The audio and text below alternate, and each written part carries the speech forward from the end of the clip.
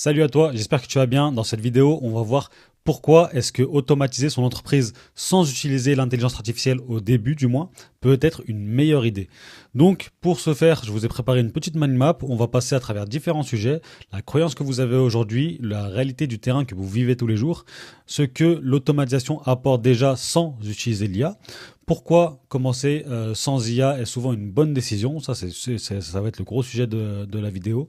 Quand l'IA devient réellement pertinente à implémenter, la trajectoire logique de maturité une fois que vous avez implémenté des automatisations et comment est-ce que l'IA peut venir derrière, les erreurs que vous devez absolument éviter et on verra quelques exemples d'automatisation qui ne nécessitent pas forcément l'IA et qui sont pourtant qui ont pourtant une énorme valeur ajoutée. Donc avant ça, je vais me présenter. Je m'appelle Adil Daas. J'ai fondé l'agence AIP Process dans laquelle on accompagne des PME et des ETI à comprendre, implémenter et se former autour des sujets d'IA et d'automatisation. Donc du coup, on va commencer directement avec la croyance que vous avez aujourd'hui. Donc ça, c'est pas forcément votre faute, mais sur les réseaux, sur les plateformes, on voit énormément on entend énormément parler d'automatisation et d'IA. À chaque fois, on lit ces deux blocs ensemble, automatisation IA, jusqu'à que peut-être que certaines personnes ne font même plus forcément la différence entre qu'est-ce qu'est une automatisation et une IA. Donc ça peut être un frein. Vous voyez des agents IA de partout, comme je viens de le dire sur les réseaux, etc. Il y a des solutions, il y a des workflows un petit peu partout. Vous trouvez peut-être que les outils sont complexes parce que, comme je l'ai dit, donc les workflows que vous voyez sur les réseaux sont très complexes et en plus sont complexifiés en faisant exprès la plupart du temps. La plupart du temps, c'est pas si complexe que ça, mais bon, c'est joli de faire un petit peu le développeur, le technicien à mettre des modules un petit peu partout, mais c'est pas si compliqué que ça derrière. Donc, cette complexité amène peut-être une croyance qu'il y a des projets lourds derrière. En plus, l'intelligence artificielle, c'est quelque chose qui est sorti il n'y a pas si longtemps que ça. Et donc, peut-être que ça amène des gros chantiers, des gros changements dans votre entreprise. Tout ça amène une crainte de se lancer et une paralysie décisionnelle qui vient bien évidemment de toutes les solutions qu'on vous donne. En fait, voilà, plus on a de choix et généralement, moins on a d'appétence à prendre une décision. Donc ça, c'est la croyance que vous pouvez avoir aujourd'hui, en tout cas au moins une de celles-ci. La réalité du terrain, vous, dans votre entreprise, vous la connaissez déjà. Vous avez énormément de tâches manuelles à réaliser. Vous traitez les emails à la main. Il y a beaucoup de copier-coller qui sont réalisés par vos équipes.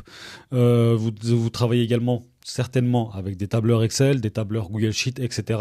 Donc qui ont été bricolés, faites par des personnes qui s'y connaissent un petit peu, qui savent un petit peu bricoler. Et donc vous travaillez avec ce genre d'outils. C'est pas une mauvaise chose, hein, ça fonctionne très bien la plupart du temps. Donc il y a pas mal de ressaisies. Quand je parle de ressaisies multiples, c'est que certaines informations se retrouvent à différents endroits et donc doivent être ressaisies à chaque fois à différents endroits.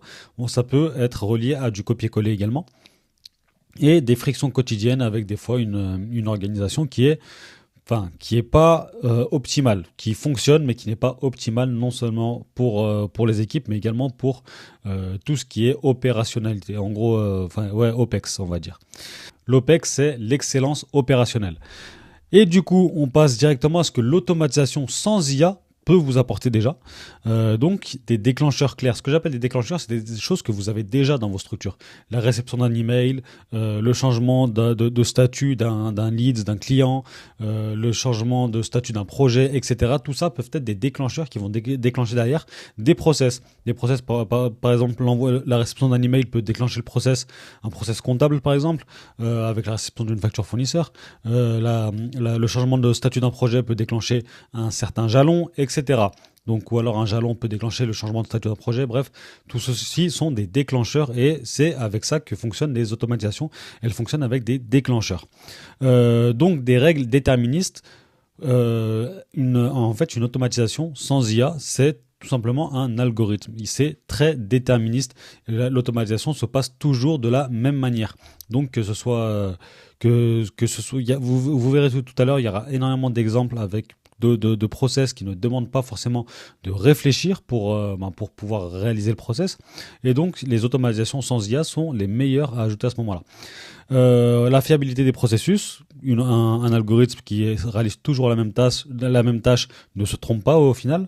Du gain de temps immédiat, parce que contrairement à l'appel à l'intelligence artificielle, l'algorithme, donc qui est fait simplement avec des règles logiques, se fait immédiatement. En fait, vos machines, vos ordinateurs carburent à plusieurs gigahertz, et donc c'est plusieurs millions d'actions par seconde qui sont réalisées. Et c'est pour ça que les automatisations sans intelligence artificielle prennent très peu de temps, sont réalisées dans l'immédiat.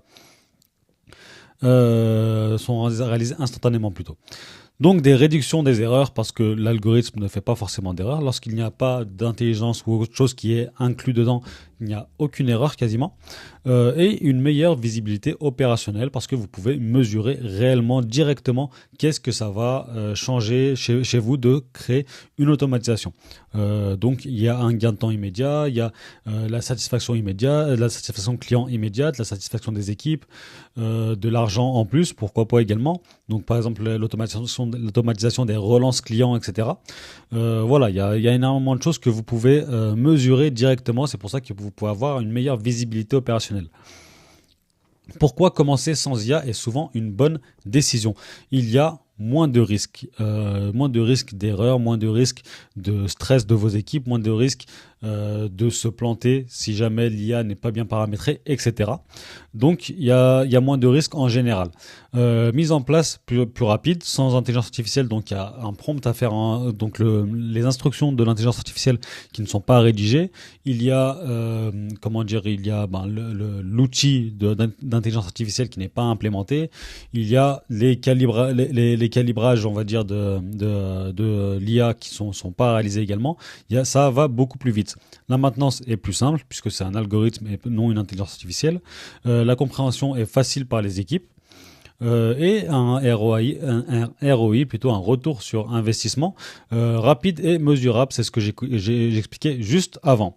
Maintenant, on va voir ensemble quels sont les cas de figure où l'implémentation de l'intelligence artificielle est nécessaire. Donc, quand l'IA devient réellement pertinente, c'est lorsque vous avez des volumes élevés avec des données non structurées. En fait, ces deux points vont vraiment ensemble, parce que volume élevé, un algorithme peut traiter énormément de données en simultané quasiment.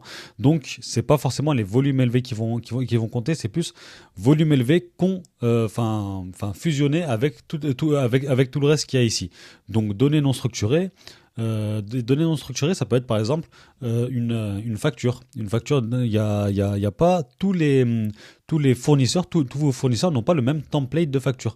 Donc à ce moment-là, créer un algorithme qui va se coller à chaque template, ça peut être très compliqué, surtout si les templates sont amenés à être modifiés dans le temps. Donc l'IA peut être très efficace dans ce genre de cas de figure. Des décisions qui sont un petit peu floues, ça peut être le cas sur du service client des fois. Donc l'IA peut discuter avec votre service client plutôt que utiliser simplement un chatbot qui a un arbre de décision et qui peut être assez limité. Donc l'IA peut trouver de bien meilleures solutions qu'un arbre de décision dans ce cas de figure. Besoin de classement, lorsque vous voulez classer des éléments, l'algorithme pourrait classer des éléments en fonction de valeurs stables, mais de variables plutôt stables. Mais lorsque vous avez des variables qui peuvent ne pas, des fois signifier la même chose et comment dire. Mais lorsque vous avez des valeurs qui peuvent être un petit peu plus aléatoires, l'utilisation de l'IA est pertinent et quasiment évident même. Parce que actuellement, c'est certainement, si vous avez ce cas de figure dans votre entreprise, c'est certainement un de vos employés qui est en train de faire le travail. Besoin de résumé, bien évidemment, tout le monde sait que l'IA, d'ailleurs c'était sa première utilité, l'IA, les tout premiers modèles, ils faisaient d'excellents résumés, donc que ce soit des résumés de livres, de mails, de tout ce que vous voulez. Lorsque vous avez besoin d'un résumé de quelque chose d'écrit, l'IA est très pertinente pour ça, même que ce soit des comptes rendus de réunion également. L'IA construit les meilleurs comptes rendus de réunion. Il n'y aura pas un humain qui pourra faire mieux. Besoin d'interprétation également. Ça peut être également le cas du service client ou autre. Dès lors qu'il y a besoin d'interprétation, l'IA peut vous aider à faire ce genre de tâches.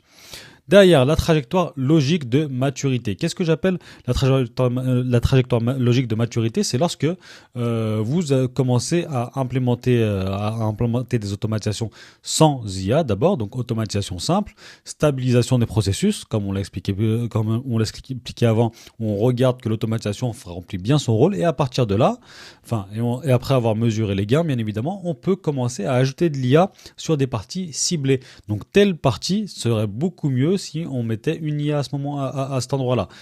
Telle partie, non, se débrouille très bien sans IA, il y a pas de souci. Les données sont stables, elles sont structurées, etc. Pas besoin d'intelligence artificielle. Donc voilà, en fait, il faut implémenter des automatisations, bien évidemment, mais derrière, cibler seulement quelques endroits dans lesquels implémenter de l'IA. C'est vraiment pas partout que ça doit être. Et ensuite, scaler, donc scalabilité, passer à l'échelle de votre entreprise, passer à l'échelle de vos services, de tout ça, pour pouvoir implémenter l'IA dans le plus d'endroits possible. Enfin, le plus d'endroits possible, le plus d'endroits où il y a une valeur ajoutée, bien évidemment. Les erreurs que vous aurez à éviter. Commencer directement par l'IA, donc se demander directement où est-ce que l'IA peut me servir plutôt que de se demander quel process qui peut être automatisé aujourd'hui et derrière, en gros, se poser la question, est-ce que l'IA serait nécessaire dans ce process ou pertinente dans ce process. Donc, il ne faut pas commencer directement par l'IA, plus par l'automatisation. Automatiser un chaos existant, comme je l'ai dit, on automatise, même dans ma vidéo précédente, on automatise seulement un process qui est clair, qui est structuré, qui est documenté, etc. On n'automatise pas un petit peu au hasard en se disant peut-être que ça va marcher parce que ça ne risque de mener à un chaos plus rapide puisque l'automatisation fait les choses plus rapidement. Donc si c'est déjà le chaos, elle fera un chaos encore plus rapidement. Donc copier un système vu ailleurs. Tout ce que vous voyez sur les réseaux sociaux, les systèmes, etc., que vous présentent les gens, il ne faut pas les prendre et les copier-coller directement et les implanter dans votre entreprise. Ça peut que foutre le boxon. Pourquoi ? Parce que ces systèmes-là ont été créés pour être implémentés dans un système plus global qui est spécifique et mettre une solution spécifique dans votre entreprise qui a d'autres spécificités, ça peut mener également à des problèmes, à du chaos. Et surcomplexifier trop tôt. Donc commençons par des automatisations qui sont assez simples pour pouvoir ensuite partir sur des choses qui sont plus compliquées avec de l'intelligence artificielle, pas forcément plus compliquées mais un petit peu plus travaillées on peut dire, donc avec de l'intelligence artificielle à l'intérieur, etc. Derrière, quelques exemples de workflow qui fonctionnent, d'automatisation qui fonctionnent très bien sans intelligence artificielle. L'onboarding collaborateur, votre collaborateur, il signe le contrat, il y a un parcours qui lui est donné, qui ne nécessite pas forcément d'intelligence artificielle dedans. Par exemple, la création de son espace dans lequel il recevra ses documents, par exemple, de son Drive, de son Slack, l'envoi d'un email de bienvenue, l'envoi d'un email à son manager pour le prévenir qu'un nouvel arrivant arrive à tel, l'envoi de son contrat signé ou alors du stockage de son contrat dans un espace réservé, etc. Tout ça sont des actions qui peuvent se faire avec un algorithme, avec une automatisation, sans besoin d'intelligence artificielle là-dedans. L'onboarding client, exactement pareil. Un client signe, il vous envoie peut-être la compte et derrière, il est envoyé dans son espace client. Il reçoit son contrat, il reçoit sa facture, etc. Donc, ce genre de choses peut être automatisé sans besoin d'intelligence artificielle à l'intérieur. Le traitement des congés. Donc ça, c'est par exemple un collaborateur demande des congés, son congé est envoyé à son manager valide, le congé est envoyé au RH, etc. Bref, tout ça peut se faire de manière automatique, sans IA. L'entretien annuel, le fait que le déclenchement de la période d'entretien annuel et lors de la clôture de l'entretien annuel, son stockage dans un endroit, les données sont réparties dans différents, je sais pas moi, par exemple dans différents outils. par exemple, les objectifs collaborateurs sont répartis sont stockés dans un outil à partir d'un PDF, par exemple. Bref, ce sont des données qui peuvent être structurées et donc un algorithme suffira. Des relances clients, donc à partir d'une certaine date où le client n'a pas envoyé le paiement, par exemple, une relance lui est envoyée automatiquement. Il n'y a pas besoin d'intelligence artificielle. La création de factures non plus, puisque vous pouvez avoir des templates de factures, donc pas forcément besoin d'intelligence artificielle dedans. Donc là, voilà, on a vu vraiment. Donc ici, je vais vous dézoomer un petit peu la mind map et on voit vraiment pourquoi est-ce que au début ça peut être très pertinent d'automatiser son entreprise sans inclure l'IA directement. On a pu le voir que les automatisations peuvent faire énormément de choses tout seul, donc ne vous posez pas trop de questions sur est-ce que l'IA peut vous aider dans votre entreprise. Déjà, allez voir ma vidéo précédente qui traite du sujet par où commencer lorsqu'on veut implémenter des automatisations et de l'IA dans son entreprise. Donc elle va vous donner un process très clair sur comment faire. Maintenant, si vous êtes un dirigeant d'entreprise, un CTO, un CEO et que vous voulez comprendre et implémenter des systèmes automatisés dans votre entreprise ou simplement vous former autour de l'intelligence artificielle, vous avez un lien dans ma description pour réserver un créneau avec moi ou un membre de mon équipe et durant lequel on pourra parler de votre projet. Donc, vous trouverez également la mind map dans la description, donc cette mind map là sous format PDF. Donc, je vous laisse pour une prochaine vidéo. À bientôt. Ciao.